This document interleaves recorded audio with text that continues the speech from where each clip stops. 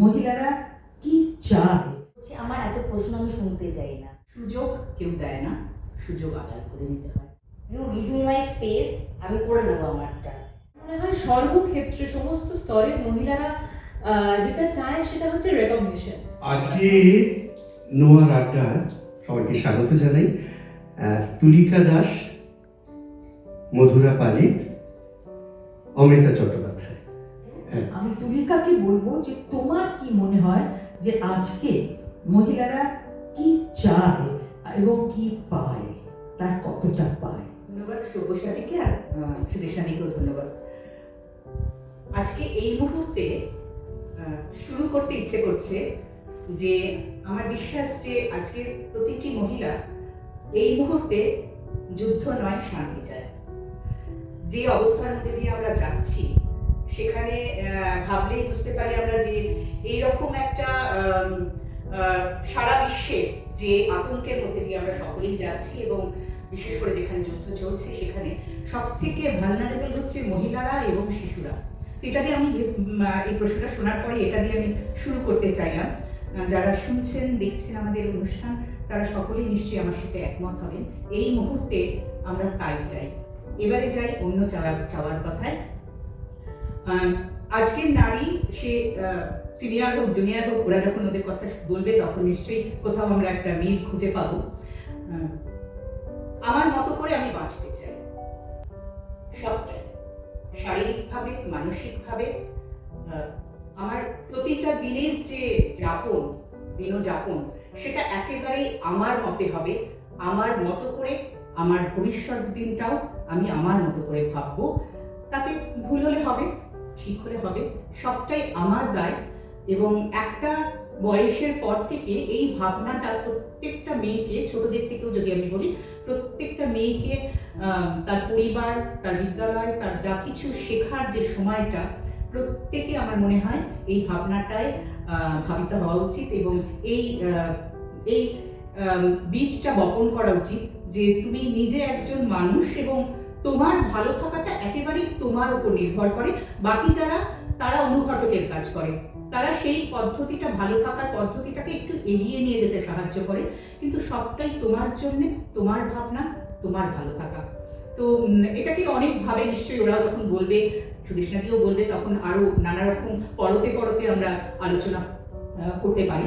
কিন্তু আমাকে যদি ছোট্ট কথা দিয়ে আমি যেটা বললাম সুদেশনাদি, যে একেবারেই আমার গতদিনের ভাবনাও ছিল একদম আমি প্রতিটা ক্ষেত্রে একটা বয়সের পর থেকে, ওই যে বললাম যে যখন থেকে বুঝতে পেরেছি, সেটা 18 বছর নয়, কিন্তু যখন তার অনেক আগে থেকে আমি কি করব, আমি কিভাবে আমার জীবনটাকে এগিয়ে নিয়ে যাব, সেটা সম্পূর্ণ আমার ভাবনা।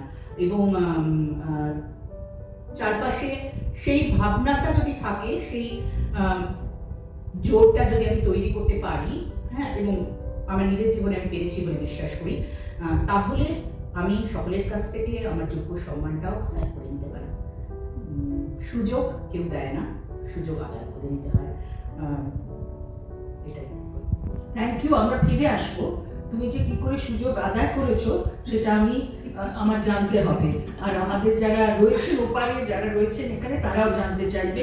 মধুরা, আমি জানি না, আমি মেয়েদের তো বয়স বোঝা যায় না, আমাদের সাদা চুল বলে আমরা তোমাদের সিনিয়র বলছি, তোমরা আমি জানি না কে ছোট কে বড়, সেই জন্য সেম হলে তুমিই বলো। আমার যেটা মনে হয় যে আজকের নারীরা কি চায়, আমার যেটা মানে সবচেয়ে যেটা চাই সেটা হচ্ছে স্পেস অ্যান্ড রেসপেক্ট। কারণ কি, যেটা একটু দুর্গাদি বললো যে ultimately what we really want is আমাকে আমার কাজটা করতে দাও। তাতে প্লিজ কেউ জাজ করো না, প্রশ্ন করো না কিভাবে আমি করছি, কেন করছি। আমার এত প্রশ্ন আমি শুনতে চাই না। আমি কাজটা করছি, সেটা আমার দায়, পুরোটা আমার রেসপন্সিবিলিটি, কিন্তু তোমাকে আমাকে স্পেসটা অ্যালাউ করতে হবে। যদি ফেল করি তাহলে সেটা আমারই ফেলিয়ার, যদি আমি উইন করি সেটা আমারই উইন। এই জন্য তোমাকে আমার দায়িত্ব পেট্রোনাইজ করো না। I think that is the biggest thing, যে এই যে আমি দায়িত্ব নিলাম যে আমি তোমার ভালোটা বুঝছি, সেই জন্য আমি তোমাকে বলে দিচ্ছি তুমি এটা করো, ওটা করো, এটা তোমার জন্য ভালো হবে, অত তোমার দায়িত্ব নেই। নিও না আমার দায়িত্ব, চাই না। You give me my space, আমি করে নেবো আমারটা। আমার প্রবলেমগুলো তোমাকে সলিউশন দিতে হবে, তুমি বলছো শুনতে পারো, don't try to solve my problem also. তো আই থিঙ্ক আমার যেমন যে আজকে নারীরা যেটা চাইছে সেটা হচ্ছে একটা বেসিক রেসপেক্ট আর আন্ডারস্ট্যান্ডিং যে আমরা আমাদের কাজটা করতে পারি, তুমি কাজটা করার সুযোগ দেবে কি দেবে না, ইয়েস অর নো। যদি দিতে পারো তাহলে প্লিজ সাথে থাকো, যদি দিতে না পারো তাহলে please leave. It is very simple I think এখন আমাদের জন্য অ্যাটলিস্ট যে এখন না আপোষ করার সময়টা নেই, আর কারোর ইচ্ছেও নেই যে আমি তোমার সাথে আন্ডারস্ট্যান্ডিং করবো। এবার আন্ডারস্ট্যান্ডিং অবভিয়াসলি করবো, but it is like two way process, তাকেও আন্ডারস্ট্যান্ড করতে হবে, the society has to also understand. তো শুধু মেয়েদের দায়িত্ব না আন্ডারস্ট্যান্ডটা করার। তো if the society understands, women will understand, but if society doesn't, then the women doesn't have any need to. তাদের কোনো দায় নেই, কিন্তু তারা নিজেদের কাজটা ভালো মতন করতে পারে, তাদের নিজেদের কাজটা নিজেদেরকে করতে দাও। That is it. যদি করতে দেওয়া হয় না এখানে সব মহিলাদের নিজেদের কাজ, তাহলে it will be a lot swifter society বলে আমি বিশ্বাস করি। কিন্তু আমি জানি, আমি দেখেছি ফর আ ফ্যাক্ট যে women are better people who take jobs, মানে তাদের রেসপন্সিবিলিটি সেন্স বেশি, তার একটা কাজ হাতে নিলে সেটা শেষ করতে পারে, প্রপার ইনস্ট্রাকশনস থাকলে সেটাকে কিভাবে ফলো করে সেটাকে প্রপার একটা অবজেক্টিভে নিয়ে যাওয়া যায়, সেটা সব কটাতে মহিলারা বেটার কাজ করে। And as it is said, যে if you want something to be talked about, tell the men. If you want something to be done, tell the women. So That's true. so I think just let the women do their job. It is as simple as that. ঠিক, আমি I come back to you যে women's job বলতে কি exactly মিন করছে, আমাদের সমাজ এখনো কিভাবে সেই জব ডিস্ট্রিবিউশনটা করছে। Will come back to that, কারণ সব কথা একবারে বলতে গেলে তো চলবে, তাতে আড্ডাটাও অমৃতা। এনারা দুজন তিনজন যা যা বললেন তার সঙ্গে যদি আমাকে যোগ করতে হয়, আমার মনে হয় সর্বক্ষেত্রে সমস্ত স্তরের মহিলারা যেটা চায় সেটা হচ্ছে রেকগনিশন।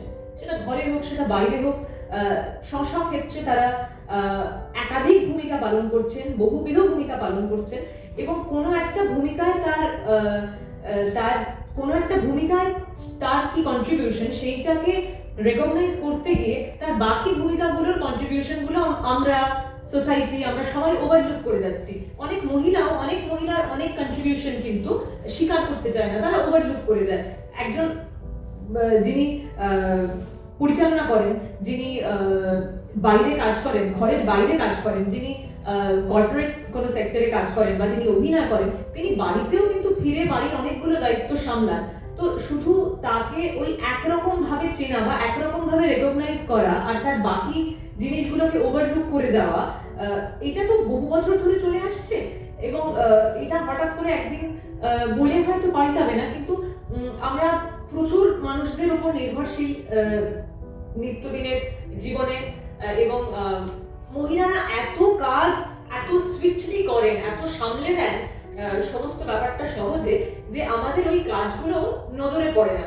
মানে আমি যদি মানে ফর এক্সাম্পল আমার মায়ের কথা বলি, আমার মা ঘরে এবং বাইরে এত কাজ করেন যে, এবং এত সুইফটলি করেন যে এত ইজির সঙ্গে, যে দেখে মনে হয় না যে এত কাজ উনি করছেন। এবার হয়তো একদিন মায়ের জ্বর হয়েছে, হয়তো একদিন মা অসুস্থ, মা বিছানা থেকে উঠতে পারছেন না, এটা হচ্ছে এক্সট্রিম কেস। এবার হয়তো সেই মায়ের কাজটা আমরা বাড়ির বাকিরা ভাগ করে করছি, বাড়িতে হয়তো বাকি দুজন কি তিনজন সদস্য ভাগ করে করছি, এবং ভাগ করে করেও আমাদের ভাগে যে কটা কাজ করছে আমরা করতে গিয়ে নাখানি চোখানি খাচ্ছি। মানে আমরা হয়তো একটা রান্নাঘরের একটা পোর্শন সামলে এসে মানে বেলা দুপুর 2টোর সময় মনে হচ্ছে ওরে বাবা, মানে একটু বসতে পারবো না, কিন্তু এটা তো মায়ের থেকে কখনো শুনি না। তো এই যে এত টেকেন ফর গ্রান্টেড আমরা করে নিই মানুষজনদের, যারা ঘর এবং বাইরে দুটো জায়গায় এত স্মুথলি সামলান, যে তাদের কাজটার একটা অংশ আমাদের করতে হলে তখন আমরা বুঝতে পারি যে তারা কতটা কাজ করছেন। তো আমার মনে হয় সমস্ত ক্ষেত্রেই মানুষ রেকগনিশন চায়, তো সেই রেকগনিশনটা যতটা সম্ভব তাকে দেওয়া উচিত। মানে দিনের শেষে একটা হাসি মুখ হতে পারে, একটা উপহার হতে পারে, বা মানে তার সাথে একটা ভালো ব্যবহার হতে পারে, এবং সেটা আমরা যে কাজের সঙ্গে যুক্ত সেখানেও আমি বলছি, মধুরাও নিশ্চয়ই আমার সঙ্গে একমত হবে, যে সময় বিশেষে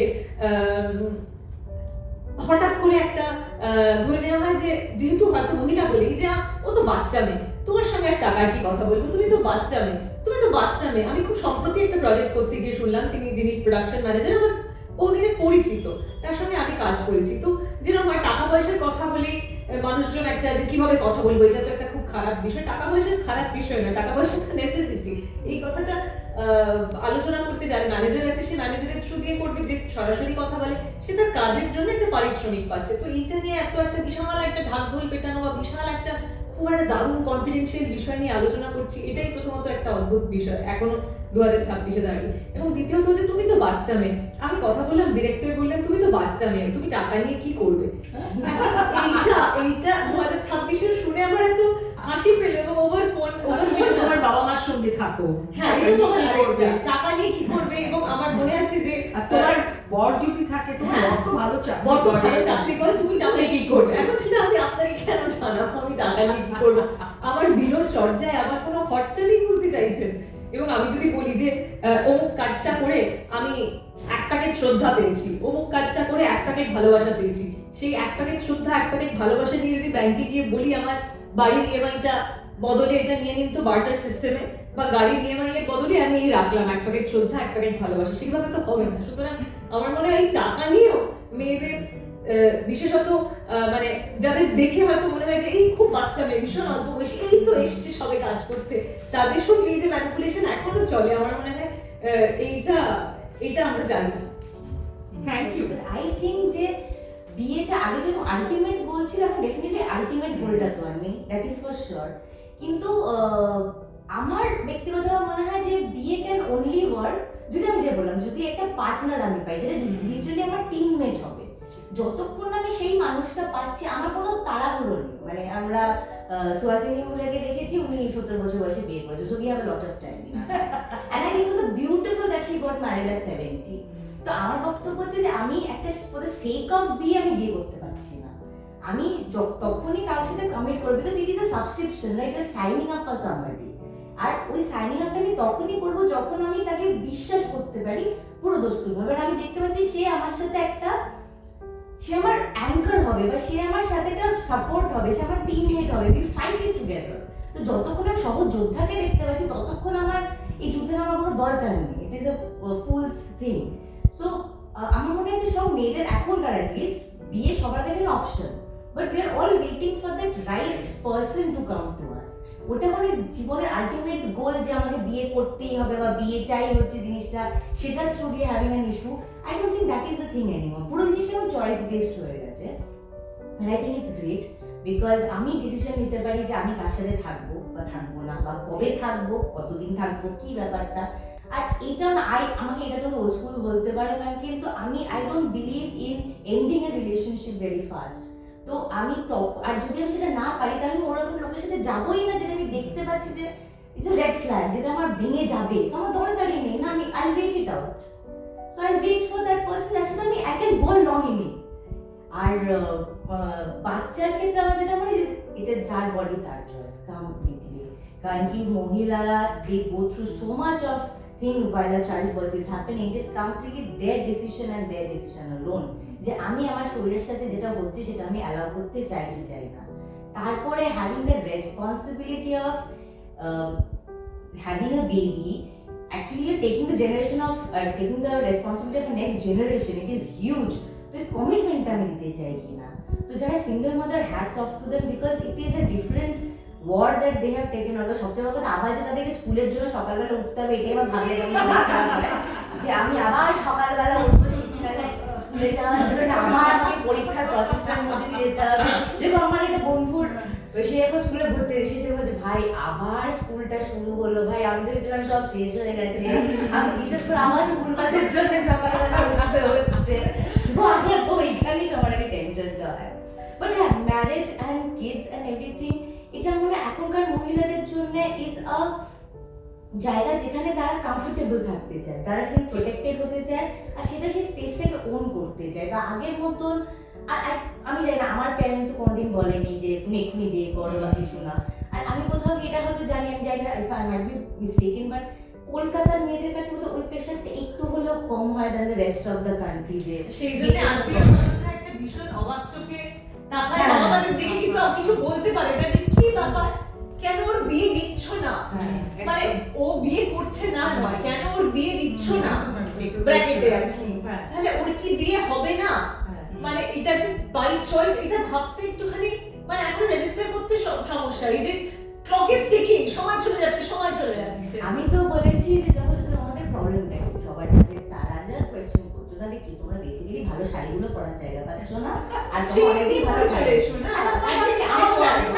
আমরা শপিং করতে চাই, আমরা একটা শপিং করবো, আমিও বেনারসি শাড়িটা কিনবো, কারণ আমি বেনারসিটা আমার নেই, আমি জীবনে কার কাছে মেকআপ করিনি, তো আমরা পুরো জিনিসটা করবো।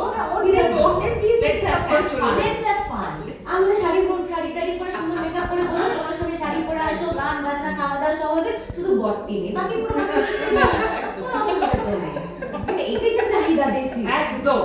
তো আজকে ঠিক আন্তর্জাতিক নারী দিবসের মানে সন্ধে আগের দিন হচ্ছে ওয়ার্ল্ড ইন্টারন্যাশনাল উইমেন্স ডে, এবং এটা নিয়ে অনেকেই অনেক সময় বলে যে কেন রোজই তো উইমেন্স ডে। রাইট, আমরা তো রোজই জন্মেছি, কিন্তু জন্মদিনে আমরা স্পেশাল কেন করি, বা কোনো একটা স্পেশাল ওকেশনে এই দিনটা হচ্ছে। এবং একটা জিনিস বোঝা গেল আজকে এই আলোচনার মধ্যে, যে আমরা অনেকটা পথ কিন্তু এগিয়েছি, অনেকটা কিছু নিয়ে বলতে পারছি, এবং আমরা এখানে দুটো প্রজন্ম তো বটেই, মানে আমরা ট্রানজিশন পিরিয়ড, আমরা 70-এর দশকে আমরা কলেজে পড়েছি, 70 early 80s, তো সেই দশকের, আমি 70-এর দশকে, ও একটু পরে, তো সেই সময় থেকেই কিন্তু ট্রানজিশনটা, কিন্তু তুমি যদি ভাবো তারও আগে চেঞ্জিং। এবং আজকে সবাইকে, তোমাদের তিনজনকে অনেক অনেক ধন্যবাদ। আই হোপ ওদিকে যারা আছেন তাদেরও, মানে ফেসবুকের পাতায় যারা দেখছেন আর এখানে যারা প্রেজেন্ট রয়েছে তাদেরও এই যে আলোচনা, তার সঙ্গে আপনারা সহমত হন বা না হন, ডাজন্ট ম্যাটার, বাট আলোচনা যে আমরা করছি, ওপেনলি করছি এবং অন্তর্জালের মাধ্যমে সবার কাছে পৌঁছচ্ছি, এটা কিন্তু একটা বড় পদক্ষেপ। Thank you.